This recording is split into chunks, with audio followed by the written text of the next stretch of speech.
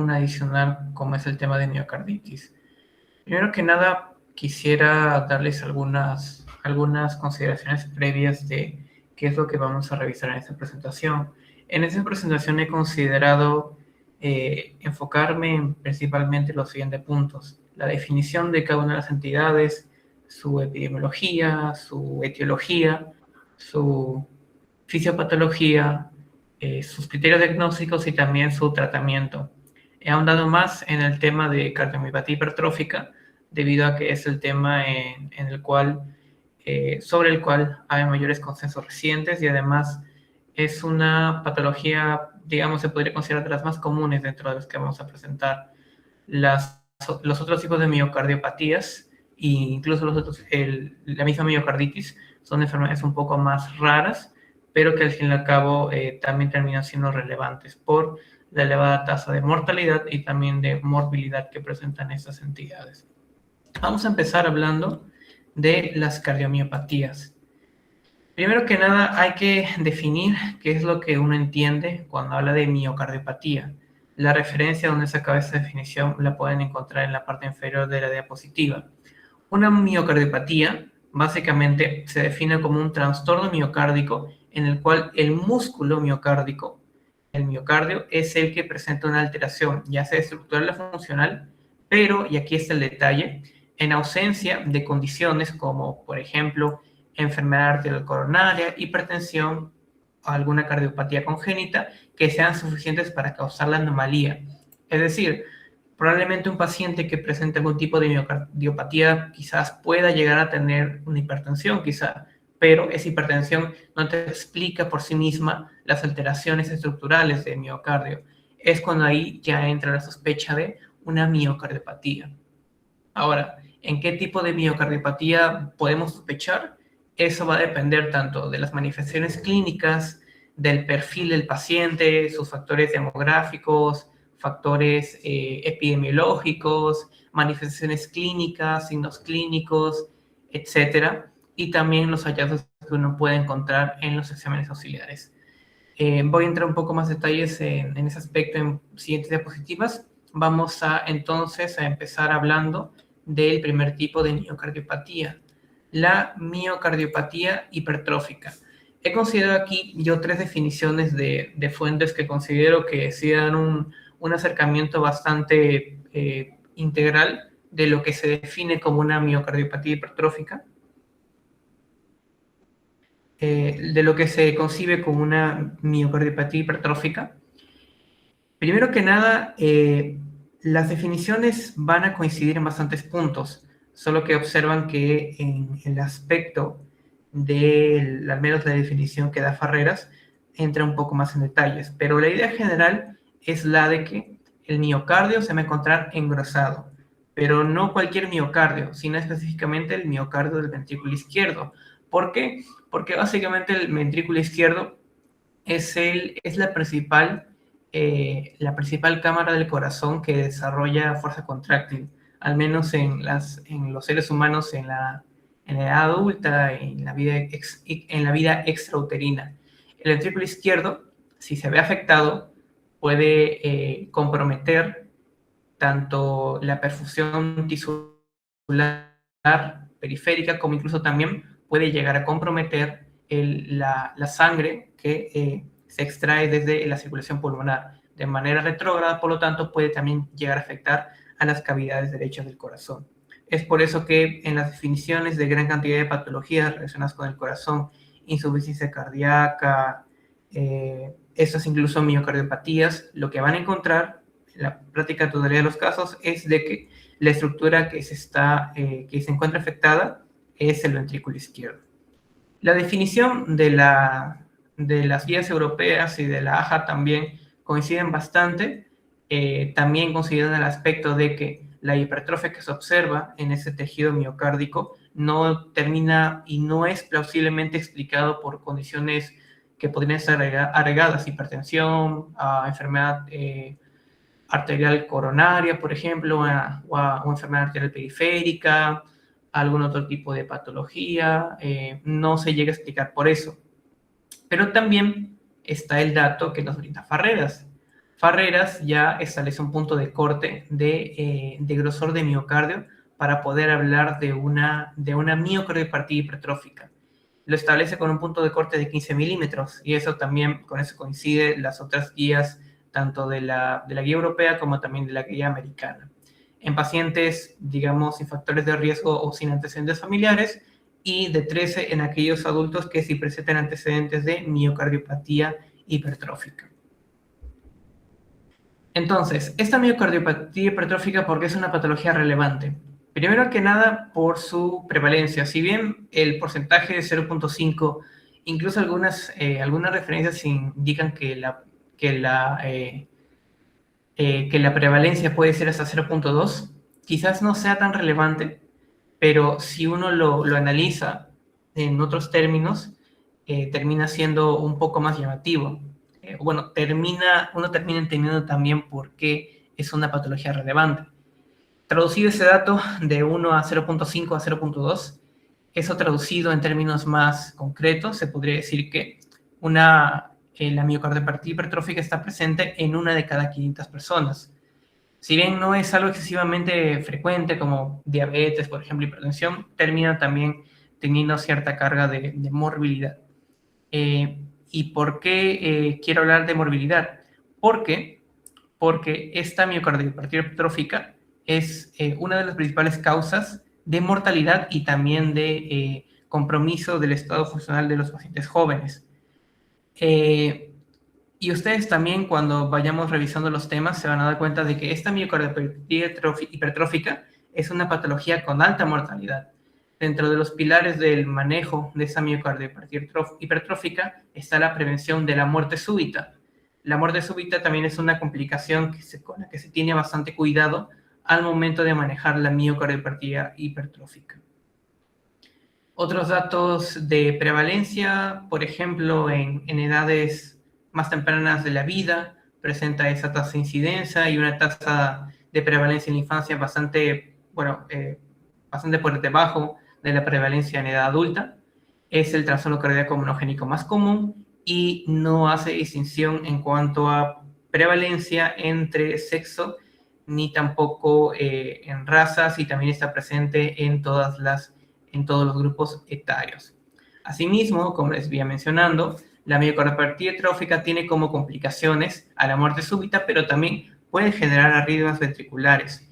Cuando vayamos observando las siguientes diapositivas, también vamos a ver cuáles son las principales arritmias ventriculares con la cual esa miocardiopatía hipertrófica se encuentra relacionada.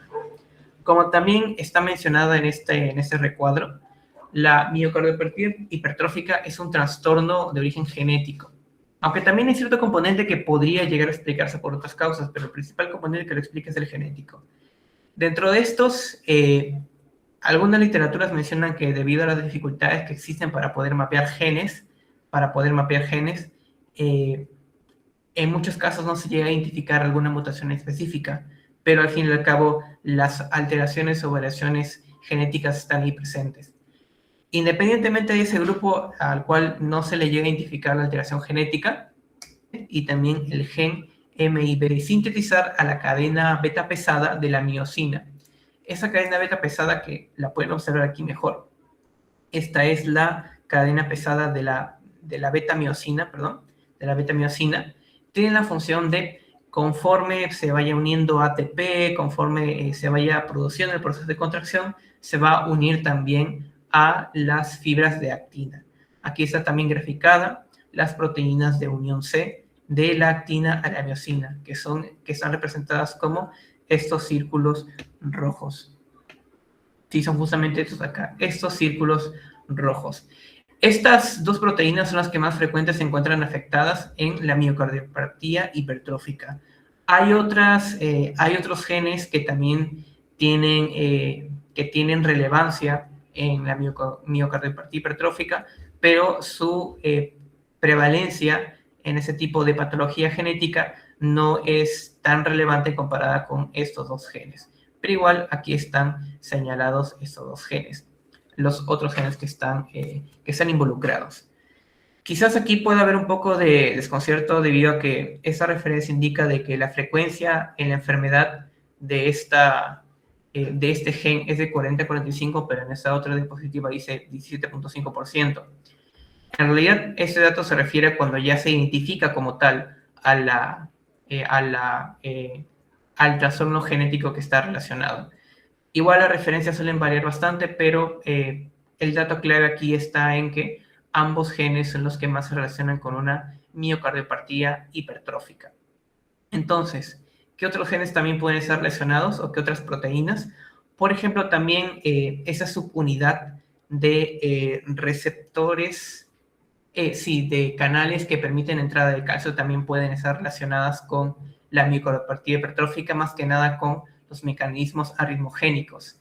También el CERCA, la ATPasa que se encarga de introducir, de movilizar el calcio del retículo endoplasmático hacia afuera o viceversa también, y el fosfolipid también están relacionados con la fisiopatología de la miocardiopatía hipertrófica. Aquí están graficadas de manera más clara cuáles son las proteínas que se afectan en la miocardiopatía hipertrófica. Recuerden, la proteína C de unión a la miosina, que se sintetiza por este gen, y también la cadena pesada de la beta-miosina, sintetizada por ese otro gen. Las mutaciones en estos genes van a tener el siguiente efecto, y ese está... Creo que no ha cargado la imagen, porque sí está colocada aquí la imagen. Qué raro. Bueno, igual voy a utilizar otra imagen para que puedan... Qué raro que no se presente, porque sí está colocada acá. Bueno, las alteraciones en estas dos proteínas, en la cadena pesada y también en la proteína C, van a conllevar a que ganen función, es decir, de que permitan que la miosina y que la actina se unan más fuertemente. Si se produce esta unión más fuerte, esto va a desencadenar un entorno de hipercontractibilidad. Conforme se desencadena este entorno de hipercontractibilidad, la hipercontractibilidad va a tener el efecto de inducir hipertrofia en el miocardio. Debido al estado de hipercontractibilidad de base del tejido miocárdico, el miocardio se va a ir engrosando, debido quizás al proceso de remodelamiento que se produce cuando el corazón se somete a mayores fuerzas en su músculo, cuando el músculo es sometido a mayores fuerzas, tiende a sufrir un proceso de remodelamiento que permite que gane mayor cantidad de fibras en sarcómero. Por lo tanto, eso explica por qué se produce la hipertrofia. Asimismo, también, conforme el músculo va ganando fuerza contráctil, se me hace demasiado raro que no se observe, porque aquí está acá la imagen. Conforme el miocardio va ganando fuerza contráctil, ese miocardio también va comprimiendo los vasos sanguíneos. Cuando comprime los vasos sanguíneos, eso produce una disfunción microvascular.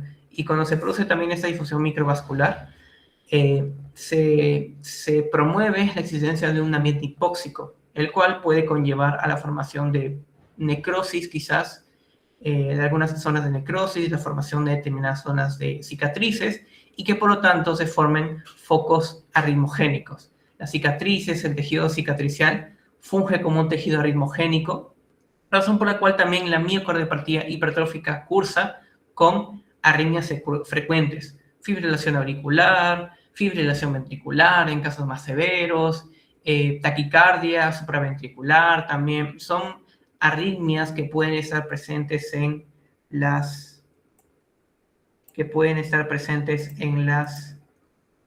los casos de miocardiopatía hipertrófica.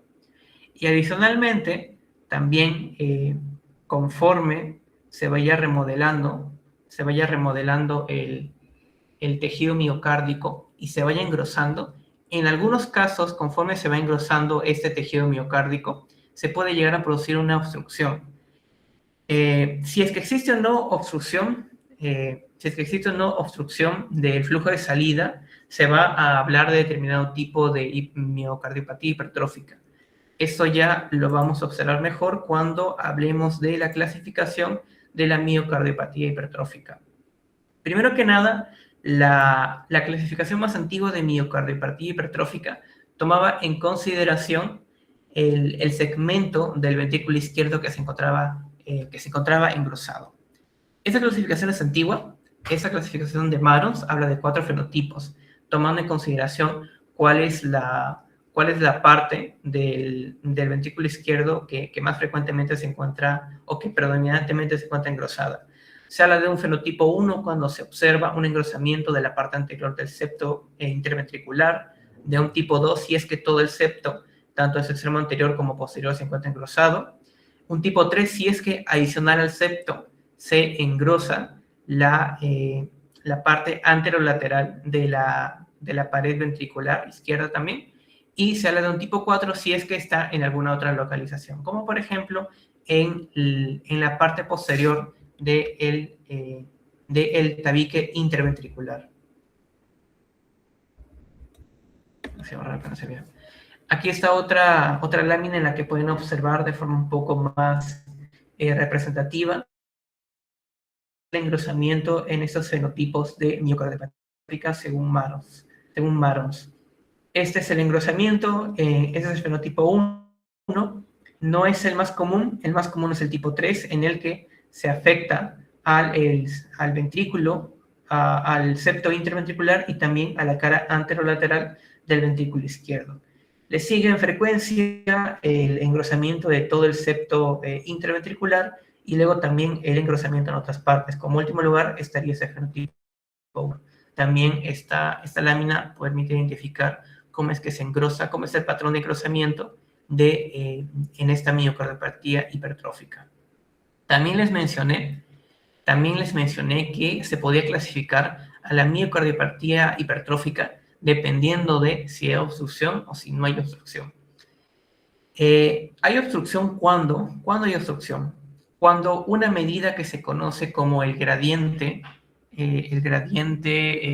ventrículo aórtico, cuando existe una diferencia entre las presiones entre el ventrículo izquierdo y la aorta por encima de 30, es cuando se habla de una miocardiopatía hipertrófica obstructiva. ¿Qué puede ser de varios tipos? Puede ser submitral, puede ser subaórtica, si es un poco más alta, quizá esa es una de subaórtica. Esa sería subaórtica, esta sería subvalvular también porque sería un poco más relacionado con la válvula mitral del ventrículo izquierdo. También hay otras morfologías en las que se produce un aneurisma apical, eso en el caso en las formas de obstrucción ventricular media. Obstrucción ventricular media, conforme va progresando y va aumentando la presión en esta zona del ventrículo izquierdo, entonces se va dilatando esta pequeña cavidad que se forma y se forma un aneurisma apical.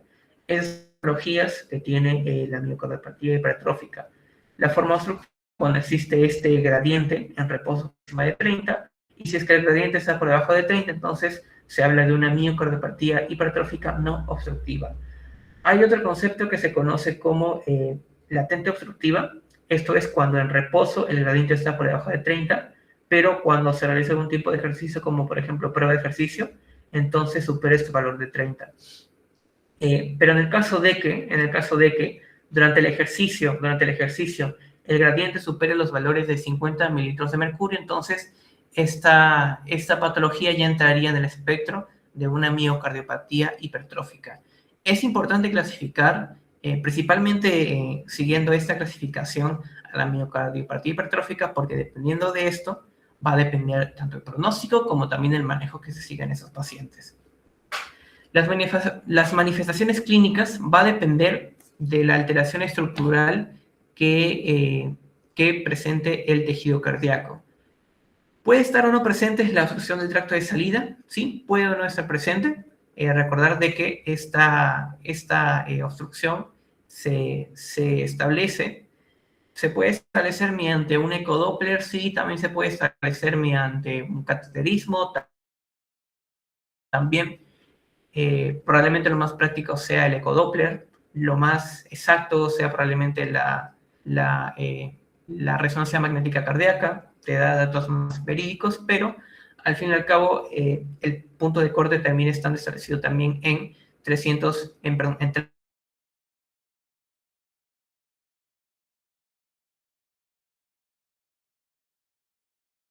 perdón, por de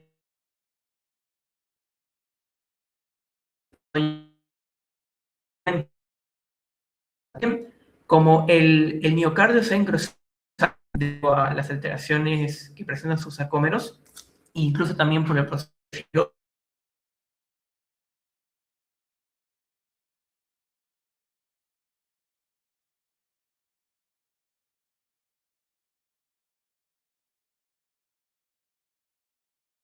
esto le va a ser más difícil que el corazón se llene.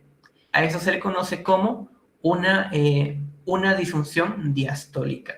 La disfunción diastólica también es una manifestación que se relaciona bastante con la miocardiopatía hipertrófica, que justamente se relaciona con los procesos que participan en la fisiopatología de esa miocardiopatía hipertrófica.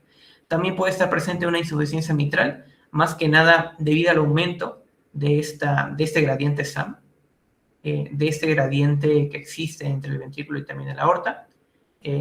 Como aumenta la presión del ventrículo izquierdo, entonces el aumento de presión induciría que parte de la sangre se regurgite hacia la aurícula izquierda, lo que se conoce como una insuficiencia mitral. Es otra manifestación que está presente en esta patología. Más predominantemente en aquellas miocardiopatías hipertróficas que presentan obstrucción del tracto de salida.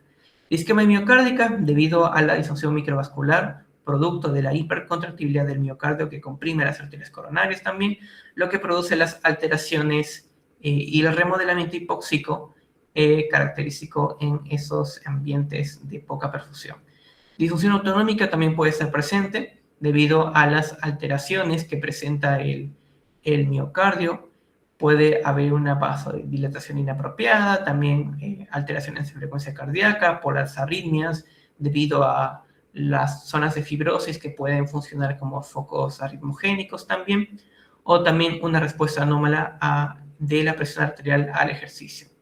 Eso también puede estar presente, no se toma quizás como una manifestación clínica o un estado de la alteración de la fisiología del corazón tan frecuentemente, no se le toma tan en consideración porque es algo que recién se está explorando, pero las guías más recientes como de la AHA lo toman en consideración. La interacción de esos 5 factores también es lo que permite que se pueda desencadenar las manifestaciones clínicas, signos clínicos, síntomas también que caracterizan a esta miocardiopatía hipertrófica. Por ejemplo, los cuadros que son sintomáticos van a presentar estas manifestaciones. Disnea, por ejemplo, que puede ser en casos un poco más severos en reposo, en casos un poco menos severos a esfuerzos leves, algunos en moderados, otros en intensos. Dolor torácico también debido a la hipoxia crónica a la cual puede estar sometido el corazón también. Insuficiencia cardíaca debido a la incapacidad que presentaría este corazón para llenarse adecuadamente y de bombear suficiente cantidad de sangre hacia los tejidos periféricos, o incluso también para permitir el tejido miocárdico, muerte súbita como consecuencia de las arritmias ventriculares. Se menciona que es más frecuente en reposo, aunque incluso también el desencadenante puede ser el ejercicio. Muerte súbita es una de las mayores complicaciones con las cuales se tiene precauciones, debido a que literalmente es una muerte inesperada y muerte, digamos así, rápida, de poca evolución, una muerte aguda, una muerte súbita, como indica su nombre del paciente, debido a lo deteriorado que está el sistema de conducción del miocardio, el remodelamiento cardíaco crónico, producto de la hipoxia crónica. Esa es una patología, una complicación con la cual sí se tienen bastante reparos. Adicionalmente, hay determinados signos que pueden hacernos sospechar de determinado tipo de miocardiopatía hipertrófica. Aquellos que presentan una obstrucción del tracto de salida del ventrículo izquierdo, el que se conoce en español como el OTSV, es decir, cuando el gradiente está por encima de 30 o es de al menos de 30 milímetros de mercurio, lo que se puede encontrar es lo siguiente. Y eso es lo más característico: un soplo mesosistólico eyectivo. ¿Qué quiere decir? Un soplo que se escucha a la mitad de la sístole. un soplo que se escucha a la mitad de la sístole, es decir, que se produce cuando el ventrículo se contrae. Cuando el ventrículo se contrae, ¿qué quiere decir? Lo esperable es que las válvulas, en este caso la válvula mitral, se cierren. Si hay un soplo mesosistólico, eyectivo, ¿qué quiere decir esto? Insuficiencia mitral. Insuficiencia mitral es bastante común en este tipo de miocardiopatía hipertrófica.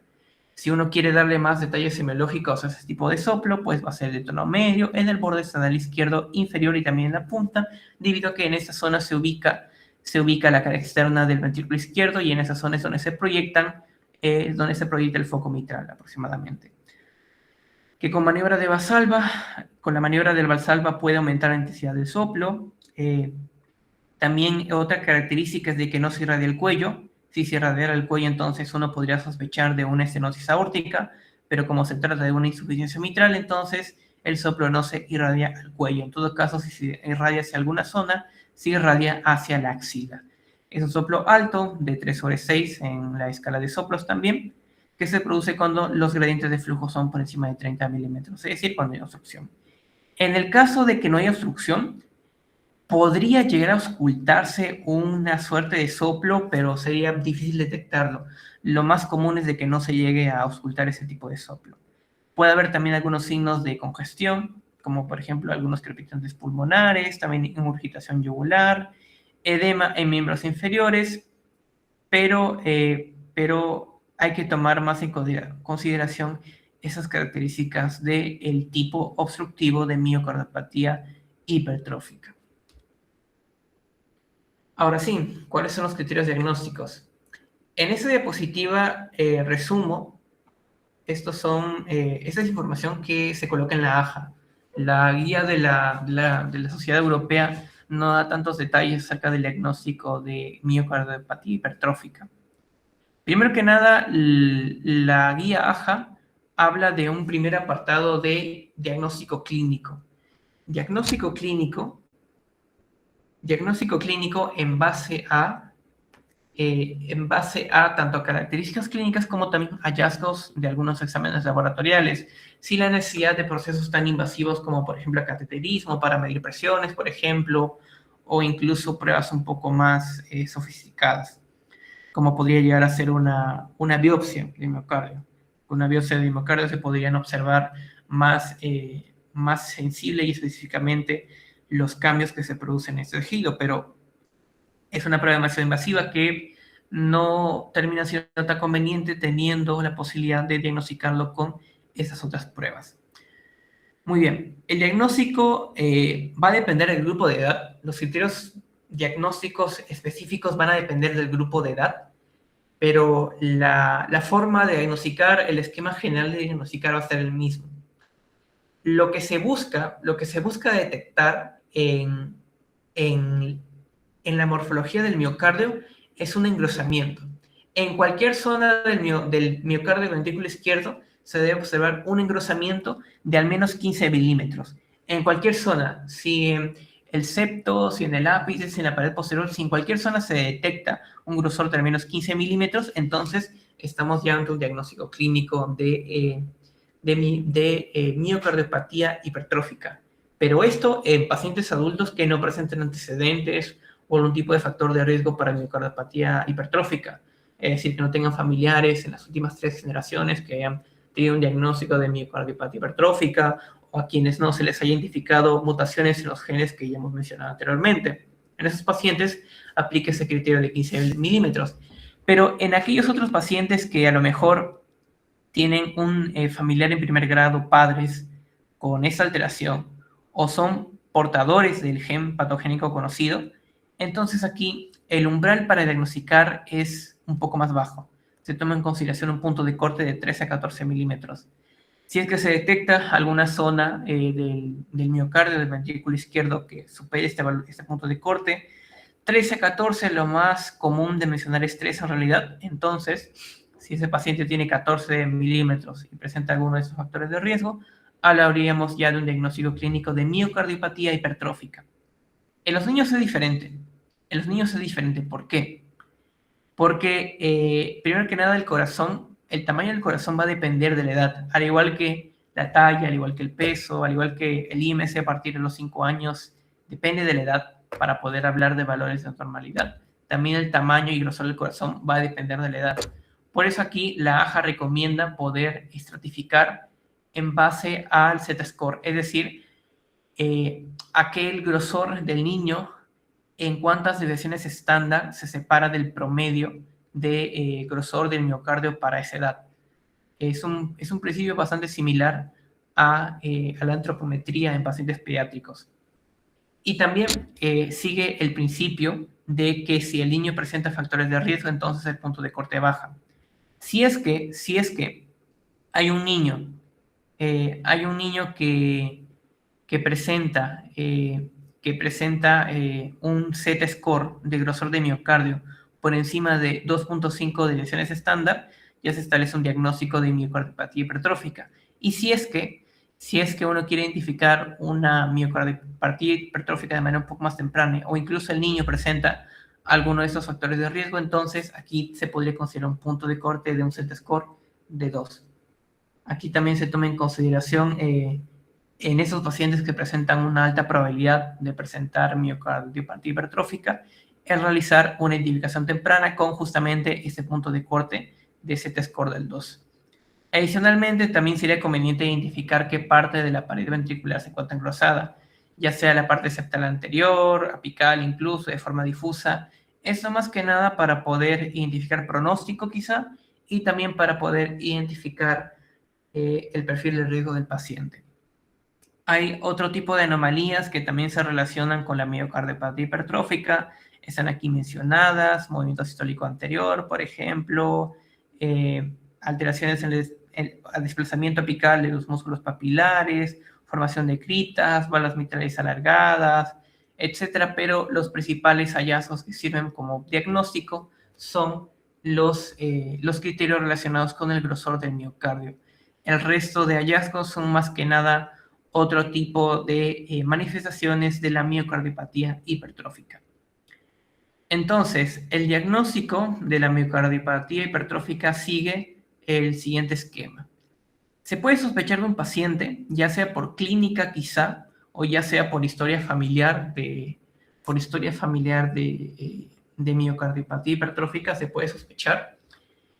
El test diagnóstico inicial puede ser ya sea un electrocardiograma, un EKG. Me olvidé mencionar también, se puede identificar hipertrofia de forma general en miocardiopatía hipertrófica mediante el EKG, sacando los índices respectivos con las ondas Q, con las ondas S. Uno puede llegar a estimar la existencia o predecir la existencia de una hipertrofia ventricular. Pero ahora bien, también se tendrían que realizar otro tipo de pruebas para poder determinar si es que coincide o no con una miocardiopatía hipertrófica. Las pruebas de imágenes también son necesarias. La AJA menciona y considera pruebas genéticas. Probablemente en nuestro medio no sea tan plausible realizar pruebas genéticas debido al alto costo que puedan tener, pero son recomendaciones que dan estas guías internacionales.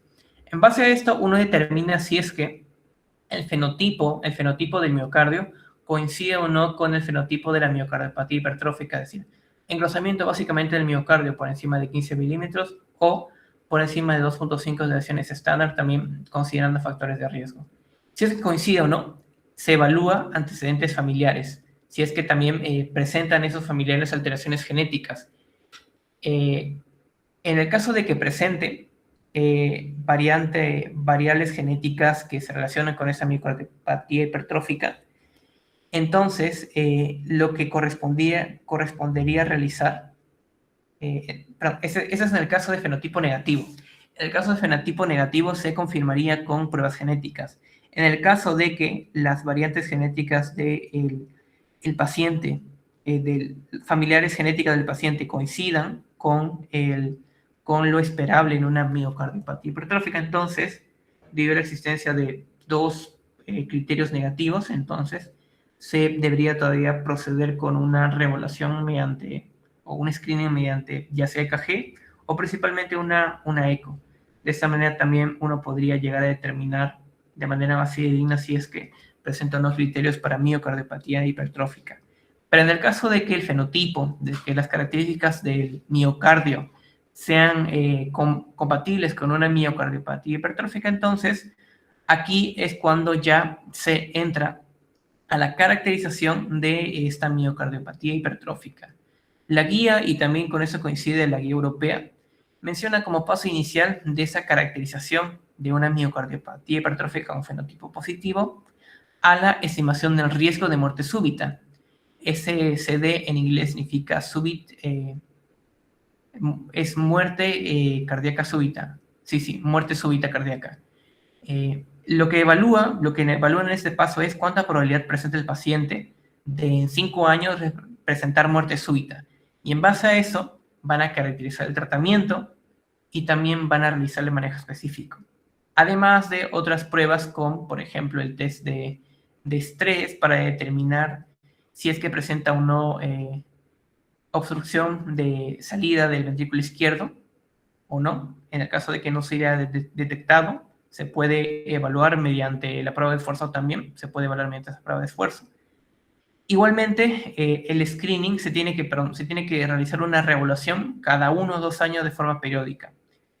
Se tiene que realizar una evaluación cada 1 o 2 años de forma periódica, considerando también evaluación clínica, ecocardiografía y también Doppler. En otros casos de a lo mejor en los que no esté presente algún tipo de intervención como los aparatos de resincronización cardíaca, los ICD, se podría considerar un tiempo de monitoreo o bueno, de reevaluación un poco más grande, pero igual lo principal que hay que manejar son esos dos cuadros: la estimación inicial del riesgo de muerte súbita y luego también el monitoreo y reevaluación cada 1 a 2 años. Aquí también hay otras formas de diagnosticar mediante pruebas genéticas a la miocardiopatía hipertrófica. Aquí están también las medidas que se tomarían en el caso de que se sospeche de algún tipo de alteración genética. Entrando al tratamiento, el tratamiento de miocardiopatía hipertrófica sigue los siguientes pilares. Primero que nada, evaluación familiar, para determinar si es que dentro de la familia existe o no alguna mutación o algún polimorfismo de alguno de los genes mencionados que se relacione con miocardiopatía hipertrófica. Eso ya incluso se solapa con el diagnóstico. Y aquí viene algo muy importante: prevención primaria de la muerte súbita. Prevención primaria de muerte súbita.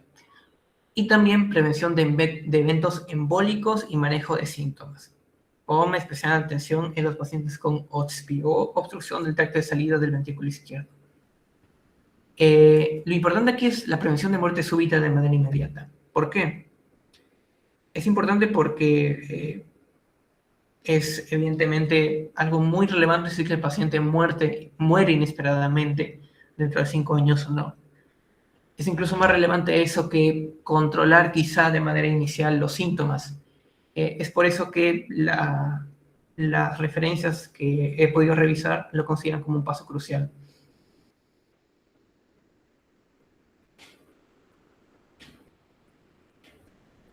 La manera que existe de poder estimar el riesgo de muerte súbita a los 5 años varía dependiendo de las guías. La AJA, si bien también maneja ciertas calculadoras de riesgo, y de hecho su calculadora de riesgo es más reciente que la que maneja la guía europea y funciona tanto para pacientes adultos como también para pacientes pediátricos. La misma AJA reconoce que los marcadores que se consideran en esa calculadora de riesgo no terminan evaluando del todo a todos los factores de riesgo que a lo mejor puedan llegar a aumentar la probabilidad de muerte cardíaca súbita. Por eso es que se recomienda de que no se limite la estratificación del riesgo únicamente con esas calculadoras, sino que también tome en consideración la presencia o no de factores de riesgo mayores. Por ejemplo, historia personal de arritmias, síncope inexplicable, historia familiar también de miocardiopatía hipertrófica, hipertrofia ventricular izquierda masiva, es decir, cuando el grosor del ventrículo izquierdo en alguno de esos lados está por encima o es a menos de 30, o en niños cuando el Z-score está por encima de 20, cuando hay evaluaciones que indican arritmias cuando se realiza Holter, cuando hay aneurisma apical también, cuando hay disfunción sistólica con una FEBI menor de 50 también, o cuando hay fibrosis extensa. Si bien la disfunción sistólica se considera también en el cálculo del riesgo a través de esas calculadoras, también termina representando un factor de riesgo que hay que considerar bastante.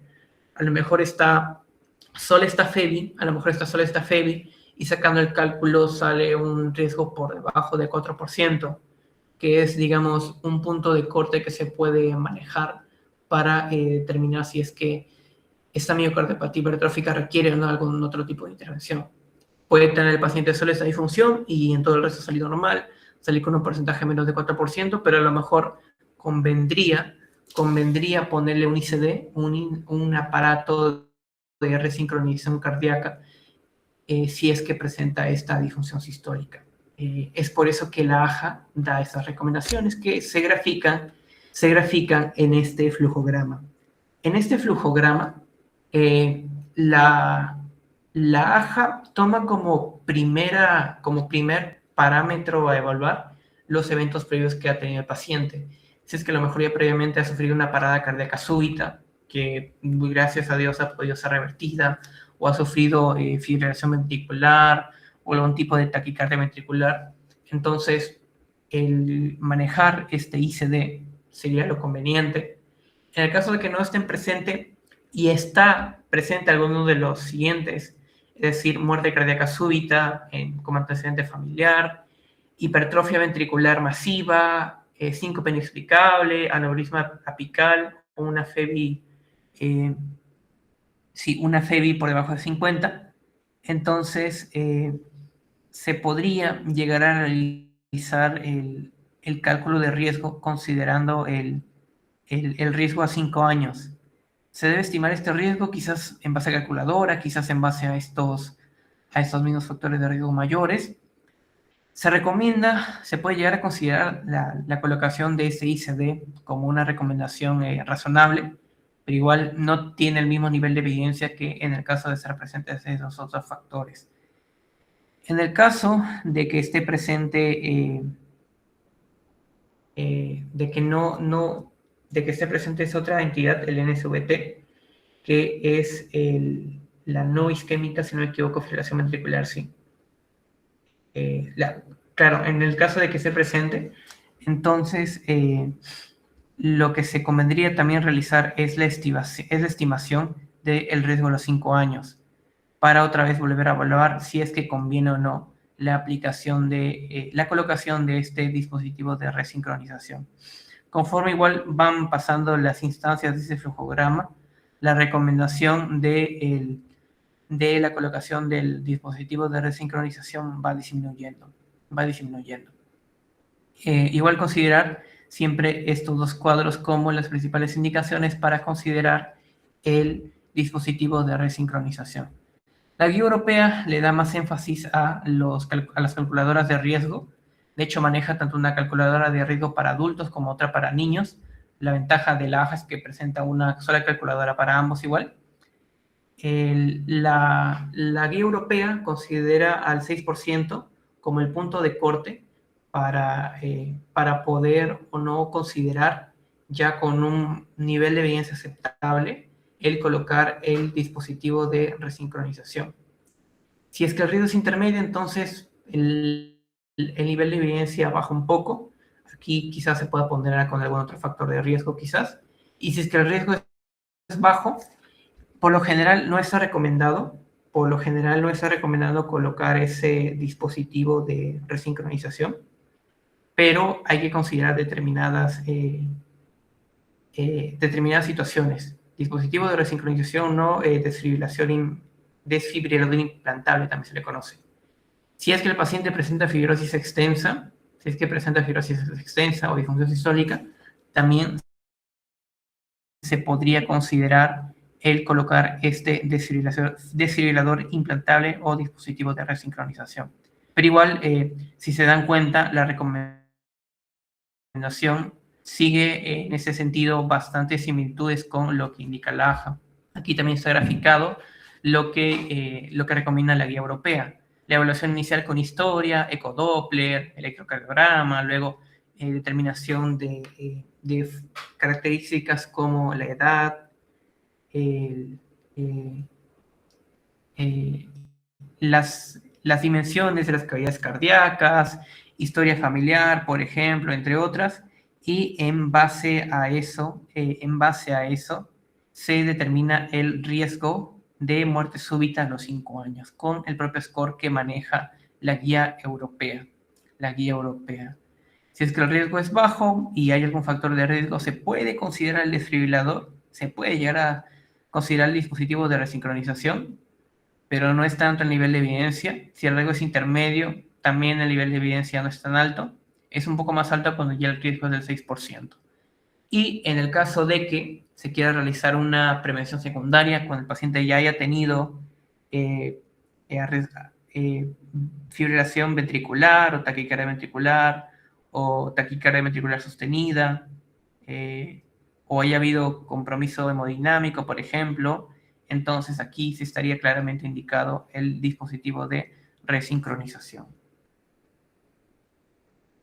Muy bien. Si comparamos ambas guías,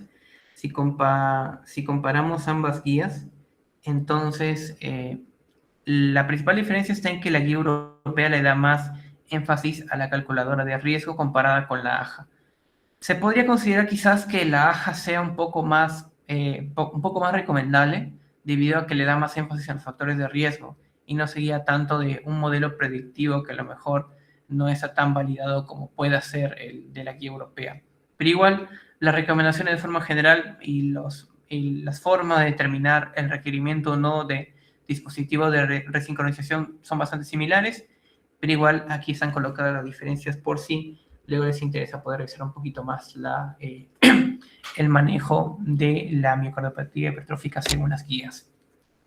Eso ha sido la prevención primaria, la prevención de muerte súbita, pero también hay que manejar los síntomas y también el riesgo tromboembólico.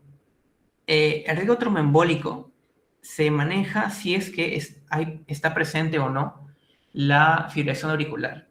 En pacientes con fibrilación auricular, sí o sí tienen que ser anticoagulados si es que presentan miocardiopatía hipertrófica, y esto sí lo menciona el Farreras. Independientemente del puntaje de CHADVAS-2 o CHADVAS en sus versiones más recientes, se tiene que anticoagular.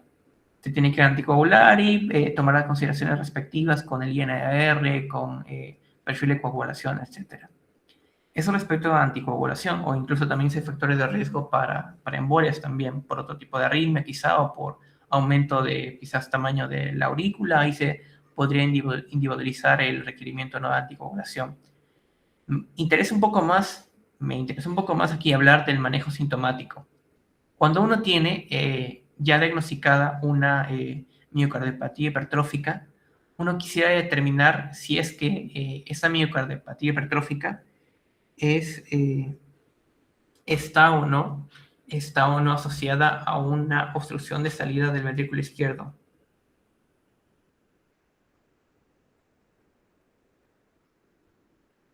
Perdón un momentito.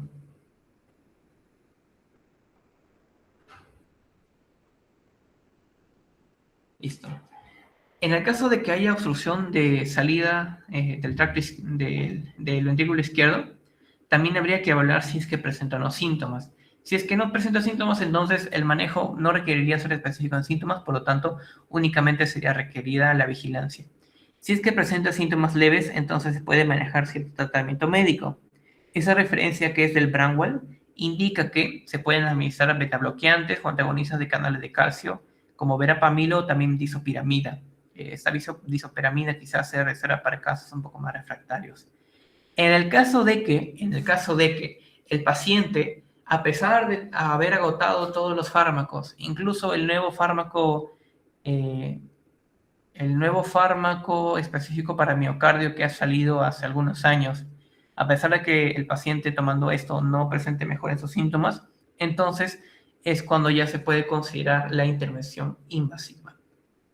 De manera similar, Esto en el caso de que sea obstructivo. En el caso de que no sea obstructivo, se pueden seguir principios similares. Si es asintomático, vigilancia. Si presenta síntomas leves, un manejo médico que está indicado como administración con un poco más de reparos de beta-bloqueantes, antagonistas de canales de calcio, entre otros.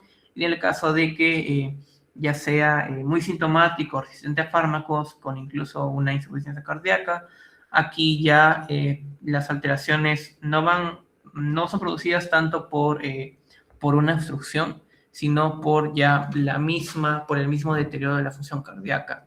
Y por lo tanto, aquí ya se consideraría el trasplante como medida. El manejo está colocado aquí, también graficado según las recomendaciones de la guía europea, evaluando la presencia o no de obstrucción de salida del ventrículo izquierdo, que puede ser ya sea a través de una presión en reposo por encima de 30 o una inducida con esfuerzo por encima de 50, como les iba mencionando. En el caso de que sí se supere este valor con la prueba de esfuerzo, entonces se la manejaría como una miocardiopatía hipertrófica con obstrucción. En el caso de que no esté presente esta obstrucción, entonces se evaluaría si es que presenta unos síntomas. Si es que presenta síntomas, se vuelve a evaluar el SAM, el gradiente de presión. Si es que está por encima de 50, otra vez se maneja como una obstructiva, y si es que no, se maneja la terapia médica que también estaba indicada en la diapositiva anterior.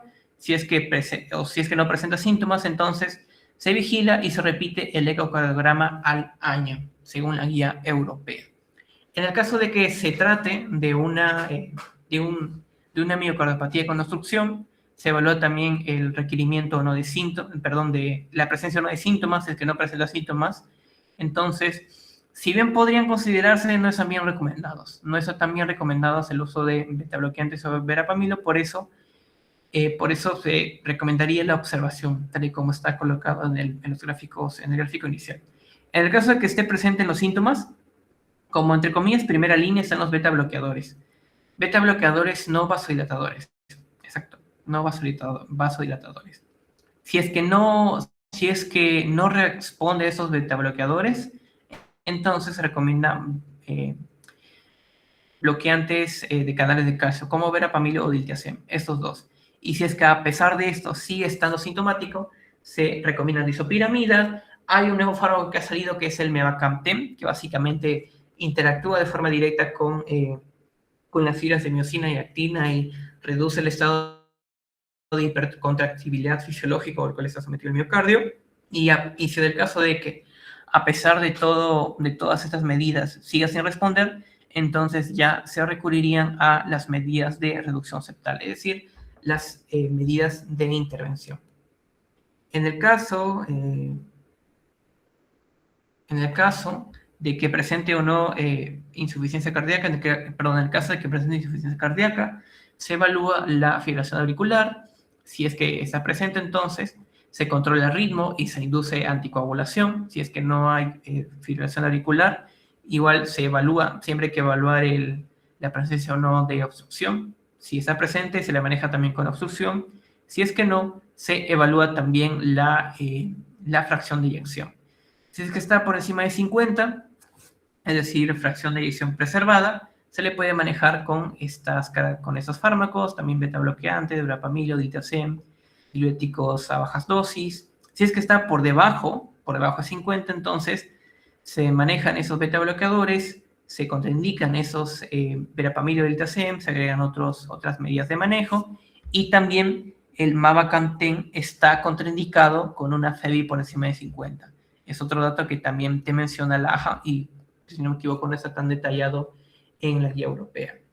Este es el gráfico de la AJA, sigue un camino bastante similar, determinando, ¿no?, la presencia de obstrucción, luego los síntomas, en base a los síntomas si requiere o no, o el tratamiento que requiere. De hecho, acá se sugiere evitar vasodilatadores, como opción beta-bloqueantes o verapamilo diltiazem. La guía europea es un poco más precisa al momento de colocar los beta-bloqueantes como primera elección. Si los síntomas persisten, se puede agregar estos inhibidores de eosina, el mavacamten, el fármaco más reciente, la disopiramida también, o incluso también si no responde, terapias de reducción, que pueden ser ablación septal con alcohol, si es que no es candidato a cirugía, y si lo es y presenta indicaciones de cirugía, entonces se puede recurrir a una miectomía, pero en determinados casos. En aquellos pacientes también con una FEBI disminuida por debajo de 50 que está colocado, se interrumpen los inhibidores de miosina. Y en el caso de que la FEBI está conservada, se la maneja como una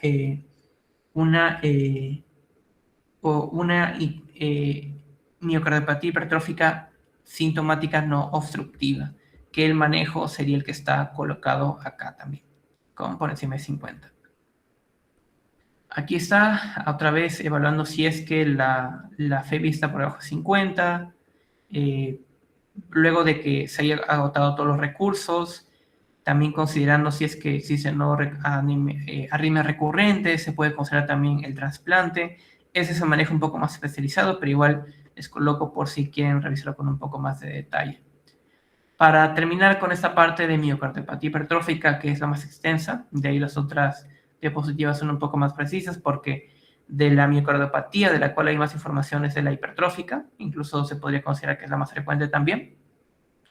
¿En qué casos se considera una terapia de reducción septal? En los siguientes casos: con síntomas refractarios, con un gradiente por encima de 100, en reposo provocado, perdón, de 50. No obstante, hay una excepción. Puede haber síntomas leves, pero si existen factores de progresión, como por ejemplo hipertensión pulmonar grave, una dilatación extrema de la aurícula izquierda, con fibrilación auricular, o cuando el gradiente supera los 100. Si supera los 100 y síntomas leves, eso también sería una indicación para terapia de reducción septal, que puede ser ya sea miectomía quirúrgica o ablación septal. ¿En qué caso se prefiere? La miectomía quirúrgica más se prefiere en pacientes jóvenes y la ablación para adultos un poco mayores. En un riesgo quirúrgico aceptable, quizás pacientes con un INR por debajo de 1.5, con un adecuado perfil de coagulación, quizá, pacientes quizás sin arritmias o algún otro factor de riesgo quirúrgico. En esos pacientes se podría optar por miectomía, pero si el riesgo es alto, paciente fibrilador, paciente con antecedentes de tromboembolismo, por ejemplo, paciente con válvula protésica, se podría considerar aquí también, entonces se preferiría ablación septal con alcohol. Y también si se requeriría o no las otras indicaciones de anatomía y patología valvular. En el caso de que sean presentes, entonces, si es que hay otras condiciones que requieran cirugía, se podría realizar un 2x1 también. Y la ablación septal se realiza únicamente si la anatomía coronaria es apta y no coexisten otras patologías estructurales que exijan abrir el tórax. De lo contrario, se debería recurrir a esa miectomía quirúrgica también. La miocardiopatía dilatada. Esta miocardiopatía dilatada, he considerado también aquí las referencias tanto de la europea, de la Brownwell y también de Farreras. No hay una guía específica para miocardiopatía dilatada de la AJA, por lo tanto he considerado estas tres definiciones. Básicamente es cuando se dilata el ventrículo izquierdo. Otra vez, recordar que el que se encuentra afectado es el ventrículo izquierdo. Y hay disfunción sistólica global o regional no explicada únicamente por condiciones de carga anormales, como hipertensión, valvulopatías, cardiopatía isquémica o enfermedad coronaria, etc. Y eso se repite en esas tres definiciones. El Farreras da el dato de una FEBI reducida menor de 50. Pero igual el criterio sigue siendo el mismo. Ventrículo izquierdo dilatado. Presenta una prevalencia relativamente similar también a la de la miocardiopatía hipertrófica, con esa incidencia. Es más frecuente en varones, La edad de diagnóstico es entre 20 y 60 años, con un pico justamente entre la cuarta y quinta década, y presenta cierto componente hereditario. La mayoría de causas se reparten entre causas genéticas y no genéticas. Las idiopáticas también pueden representar cierta carga, pero más que nada son cuando no se han podido realizar de manera adecuada quizás los exámenes correspondientes, o ya directamente ha sido muy complicado poder identificar la patología que está causando la alteración.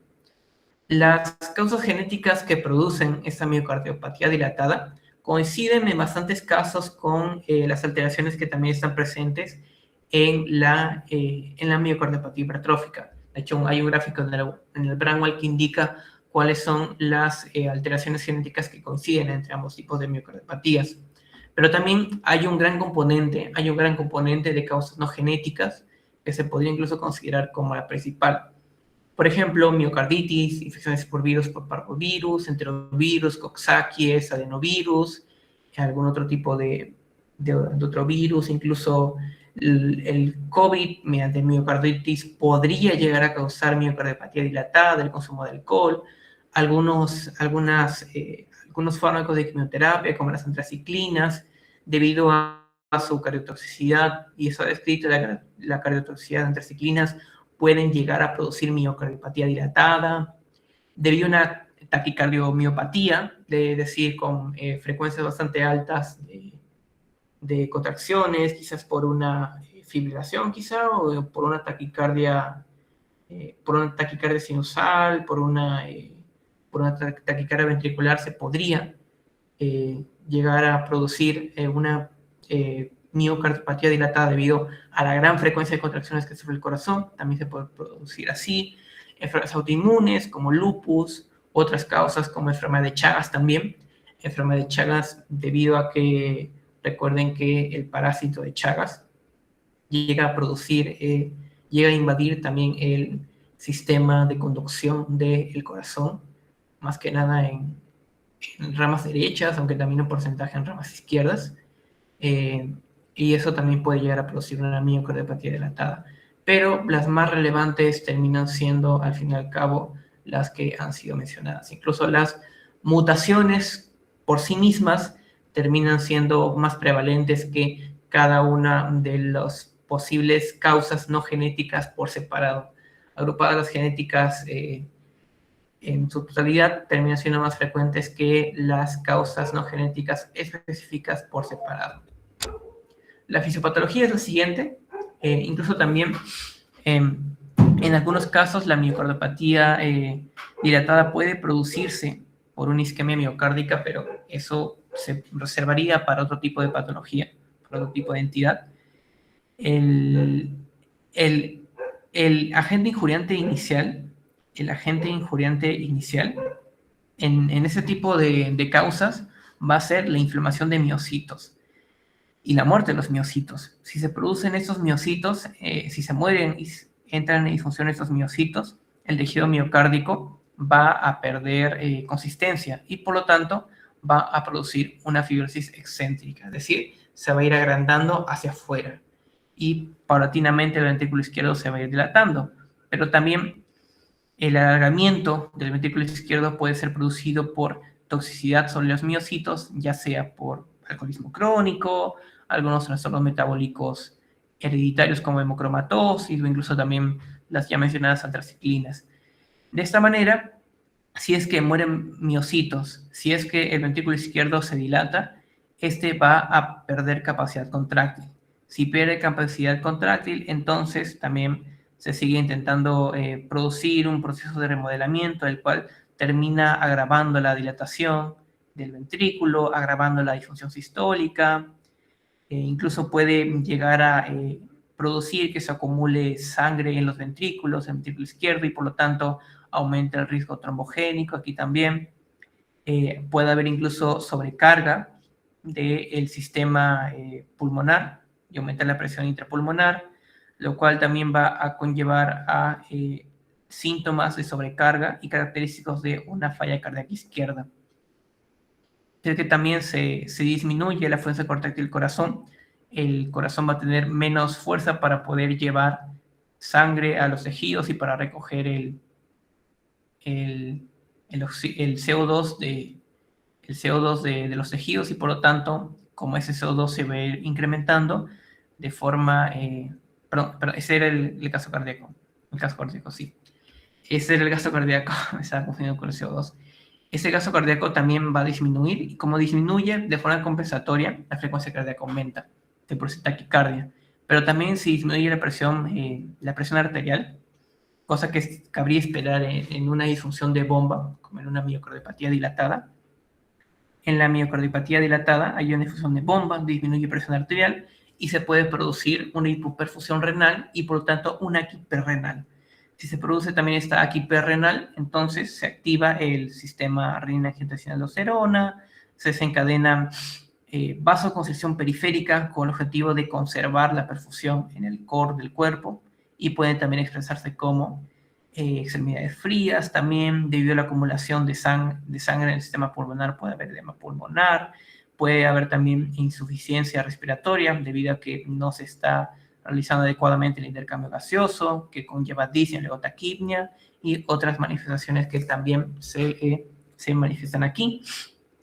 Por el proceso de remodelación cardíaca también que se produce debido a la dilatación de la cavidad izquierda, del ventrículo izquierdo, la remodelación también va a producir y va a aumentar el riesgo de arritmia. Y también hay cierto riesgo de muerte cardíaca súbita debido a esta remodelación del tejido miocárdico. Pero todos estos cambios que les he mencionado inicialmente van a estar compensados.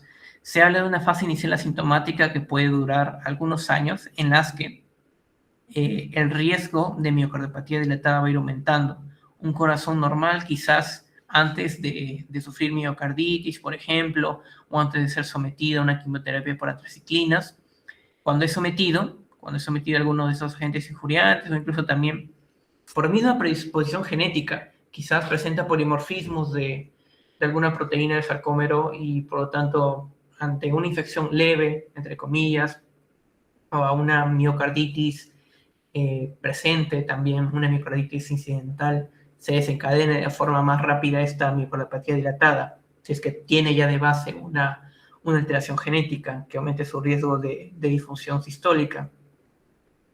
Lo normal es de que a partir de este corazón, cuando vaya pasando el tiempo, como ya presenta un riesgo de miocardiopatía dilatada, los cambios, la remodelación del tejido cardíaco vaya incrementando la difusión cardíaca, la difusión sistólica, que inicialmente es asintomática, y luego llega un punto de infección, quizás por la evolución crónica, quizás por una miocarditis, por algún agente injuriante agudo, que va a desencadenar los síntomas.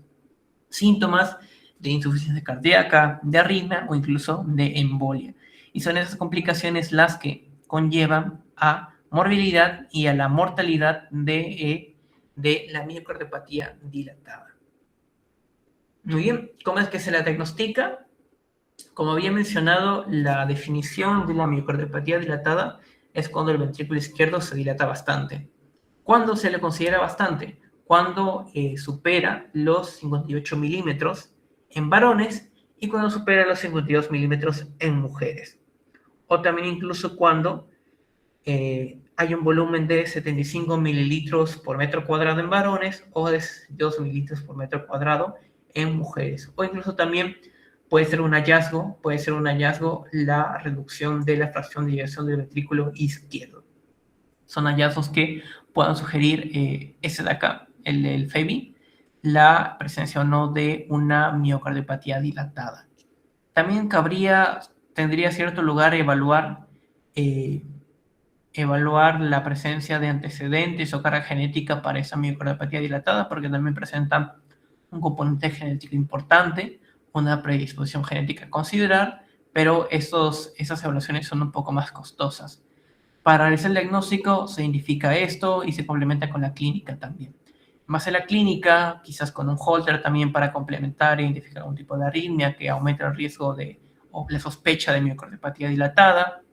Se te pueda también ayudar a identificar en última instancia la dilatación del ventrículo izquierdo. Y se deja para el final el test genético porque brinda un poco más de información, pero al fin y al cabo no modifica tanto el manejo. Estudios adicionales quizá para identificar algunos otros virus, volúmenes de ventrículo izquierdo en determinadas condiciones, o en algunos casos, pero no termina siendo tan conveniente, una biopsia endomiocárdica. Recordar también lo mencionado, la ecocardiografía es fundamental para el diagnóstico. donde se pueden observar los siguientes hallazgos ya anteriormente mencionados. ¿Cómo es el manejo? Aquí también, en aquellos pacientes con miocardiopatía dilatada, si es que han presentado un arresto cardíaco, si han presentado taquicardia ventricular con compromiso hemodinámico, se le coloca un dispositivo de resincronización, un desfibrilador entonces. Si es que no presenta, se evalúa si es que la FEBI está por debajo de 35 o no. Si es que lo está, se indicaría también un dispositivo de resincronización, pero no con tanto nivel de fortaleza de evidencia. Si es que no presenta esto, lo correspondiente sería evaluar el perfil de riesgo genético. Pero como son pruebas un poco más quizás complicadas de sacar en determinados contextos de bajos recursos, incluso también las recomendaciones que puedan salir de ese tamizaje genético no tienen el mismo nivel de evidencia que en el caso de que se evalúen pruebas funcionales o antecedentes de arritmias. El tratamiento, como está mencionado, el dispositivo de resincronización, es decir, el desfibrilador, se utiliza para prevención primaria de muerte súbita, al igual que en cardiomiopatía hipertrófica. Las indicaciones son justamente las ya mencionadas, pero hay unas recomendaciones, incluso si es que el FEBI está por debajo de 50 y cumple 2 criterios de riesgo, entonces se podría llegar a considerar este dispositivo.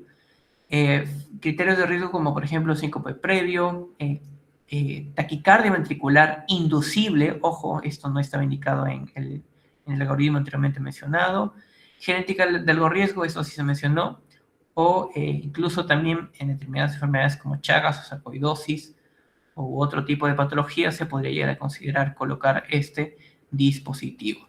Y el dispositivo se coloca como protección secundaria si es que ya hubo arritmias ventriculares como fibrilación o taquicardia.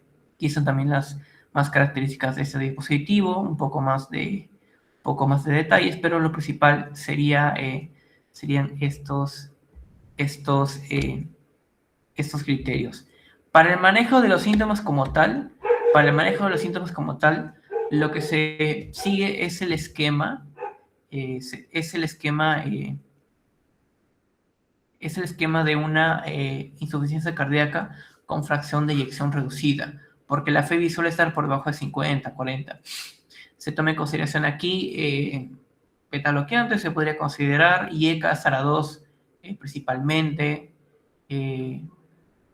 quizás algún tipo de bloqueante de canal de calcio, pero verapamilo no se tomaría tanta en consideración ahí. Diuréticos en el caso de que fuese necesario. El manejo de este tipo de miocardiopatía dilatada sintomática, para hablar del manejo de los síntomas, ahí se manejaría como una insuficiencia cardíaca FEBI reducida. Lo específico de la miocardiopatía dilatada es la prevención primaria y secundaria de muerte súbita.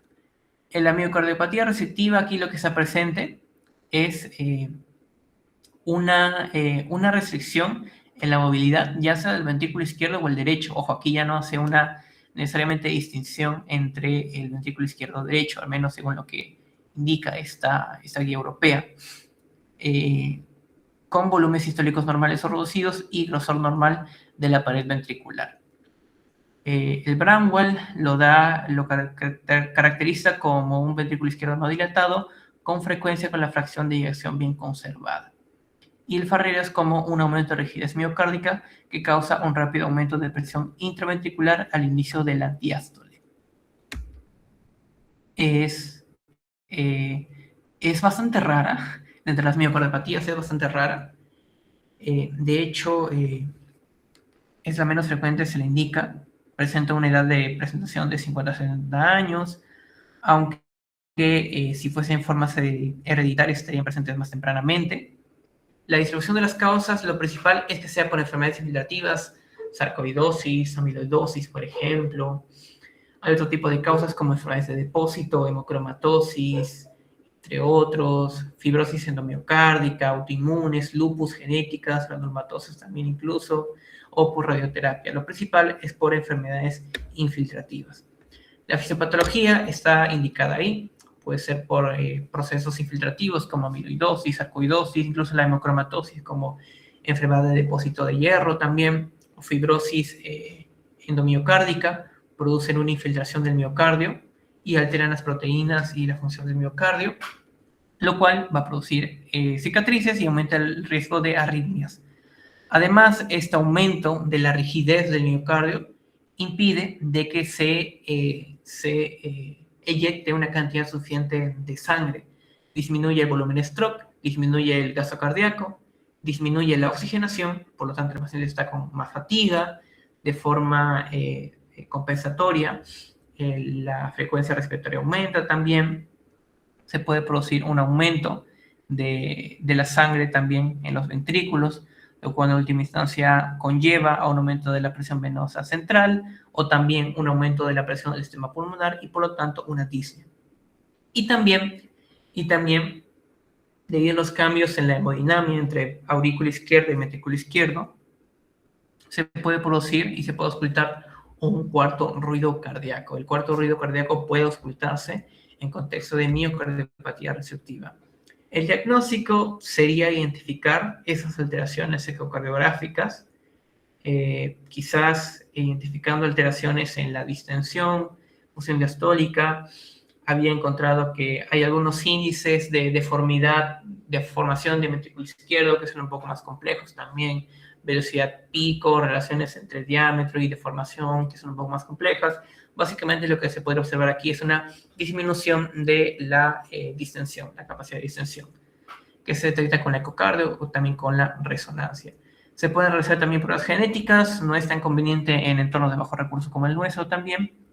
Los síntomas que sí hay que evaluar aquí son síntomas característicos de una fracción de eyección preservada. Aquí hay una fracción de eyección preservada, por lo tanto el manejo sintomático también de ese tipo de miocardiopatía va a ser el de una insuficiencia cardíaca con fracción de eyección preservada. Una vez que se identifica a un paciente con esa miocardiopatía restrictiva y también con una falla cardíaca, entonces cabría evaluar las características específicas de esta miocardiopatía restrictiva. Si es que en algunos casos puede llegar a preservar la fracción de eyección. De hecho, lo más común es que preserva en realidad, en la mayoría de casos preserva. Raramente está disminuida, lo más común es que esté preservada.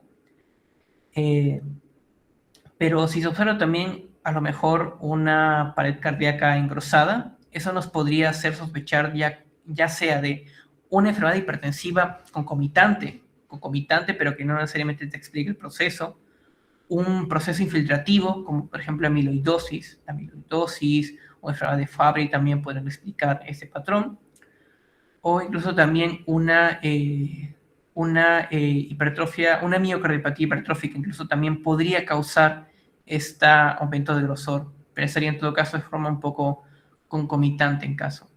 En caso de concomitante, como una concomitante. En el caso de que el grosor esté normal, entonces aquí más se sospecha ya de manera más estricta de una cardiomiopatía restrictiva. Aquí habría que evaluar la presencia o no de estas otras posibles causas. Como les mencioné, el tratamiento sintomático es bastante similar y dicho sigue los mismos principios que la insuficiencia cardíaca con fracción de eyección preservada. Con diuréticos para controlar la congestión sistémica o la congestión pulmonar también, control de arritmias, en el caso de que haya fibrilación, que también es posible con betabloqueadores, verapamilo, lutetium o amiodarona.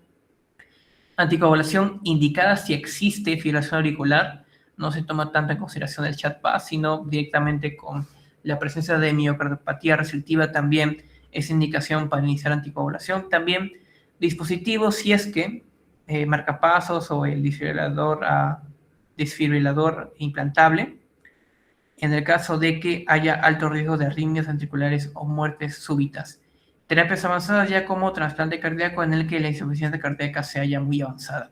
Y, evidentemente, el manejo etiológico. Dependiendo de qué tipo de enfermedad subyacente esté causando la miocardiopatía restrictiva, amiloidosis, sarcoidosis, hemocromatrosis o enfermedad de Fabry, se le realiza el manejo respectivo. Pero igual, el manejo sintomático es el mismo que el de la insuficiencia cardíaca con fracción de eyección preservada.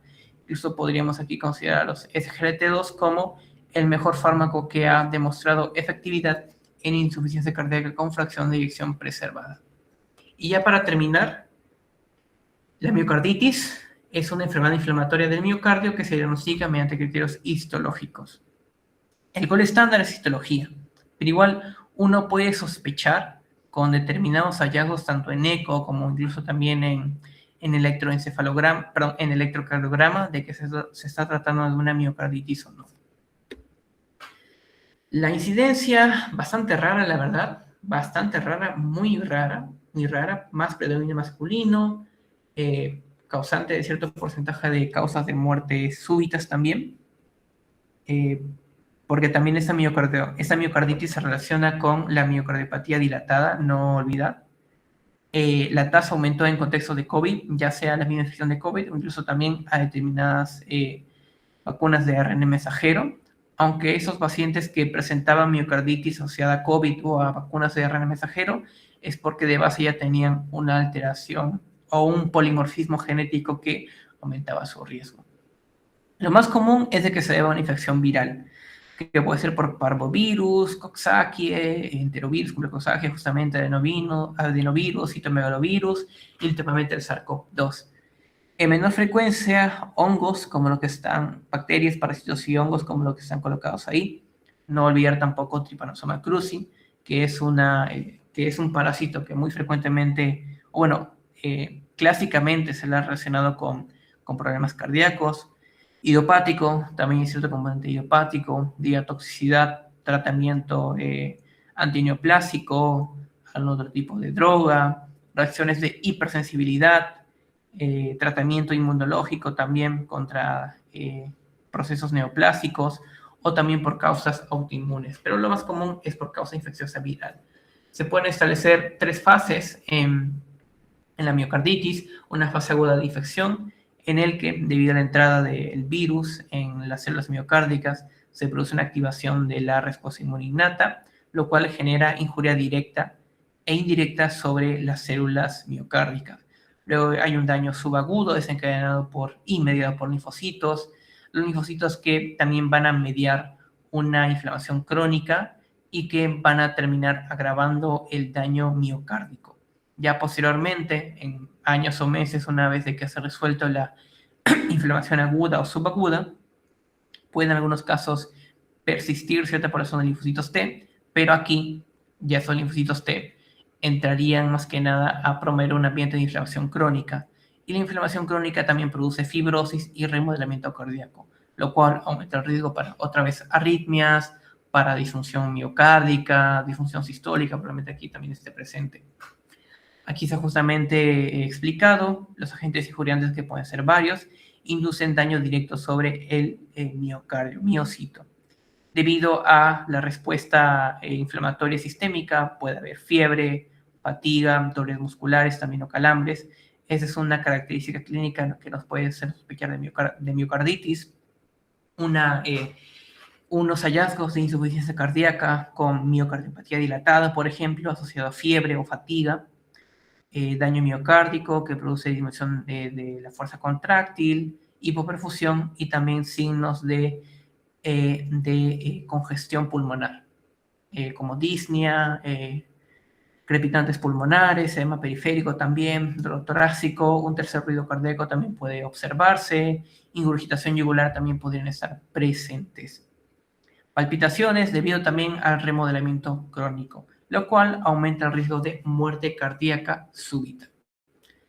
Aquí están justamente colocadas las manifestaciones: síndrome pseudoviral, el dolor torácico ya mencionado, síntomas de insuficiencia cardíaca, arritmias, shock cardiogénico, es decir, disminución de presión sistólica, a lo mejor extremidades frías también. Se podría llegar a observar una fiebre disminuida. El manejo aquí requeriría quizá inotrópicos como adrenalina quizá, o si coexiste un shock por alteración de los vasos, se podría también agregar algún tipo de vasoconstrictor. Y muy importante aquí, como manifestación y complicación de la muerte súbita.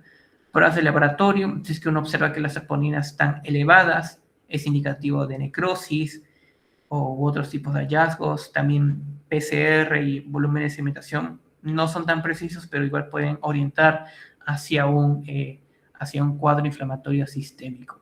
Si tú esto con la fe disminuida, incluso con el EKG, que puedes observar elevaciones ST, disminuciones ST en todas las derivaciones, lo cual te indica afectación de una estructura en específico de forma global del corazón, que puede ser pericardio, puede ser miocardio.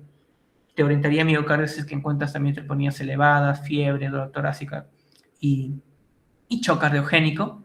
De esa manera tú realizarías el diagnóstico de miocarditis, con también febra disminuida, hipocinesia, derrame pericárdico o disfunción ventricular derecha.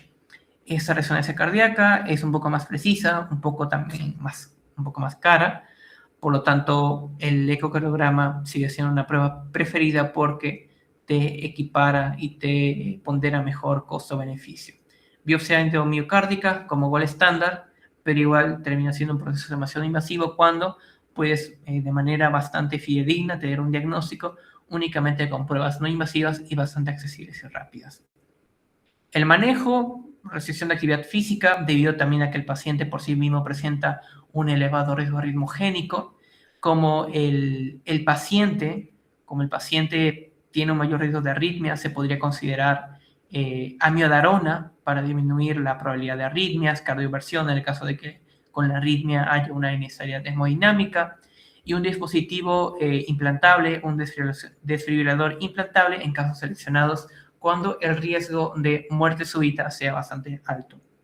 El manejo es con insuficiencia cardíaca febril reducida. Aquí habría que no considerar tanto los betabloqueadores porque al fin y al cabo lo que está presente muy probablemente sea un shock cardiogénico. En esos casos de shock cardiogénico, en los que esté presente el shock cardiogénico, ya el manejo sería un manejo intensivo. Inotrópicos, adrenalina, dobutamina, probablemente en determinados casos cuando también exista una evidencia de hipotensión con presión arterial diastólica disminuida, puede ser un poco más conveniente adrenalina, dobutamina en el caso de que uno quiera centrarse más que nada en corregir el efecto de bomba, vasopresores justamente en el caso de que se observe presión diastólica disminuida, se puede llegar a requerir membrana de oxigenación extracorpórea, eso en casos en los que esté disponible evidentemente y en los que esté indicado, dispositivos de asistencia ventricular. Inmunosupresión como corticoides, por ejemplo, no es tan recomendable salvo en determinadas enfermedades autoinmunes como las indicadas ahí. Y trasplante cardíaco ya en casos súper refractarios como insuficiencia cardíaca terminal y fracaso del soporte mecánico. Bueno, esas serían todas las diapositivas que he preparado. Como se dieron cuenta, en miocardiopatía hipertrófica he puesto un poco más de diapositivas porque es un tema en el cual hay muchas recomendaciones. Pero igual he considerado oportuno darles información sobre todos los tipos de miocardiopatía y también de miocarditis. No sé si hay alguna pregunta.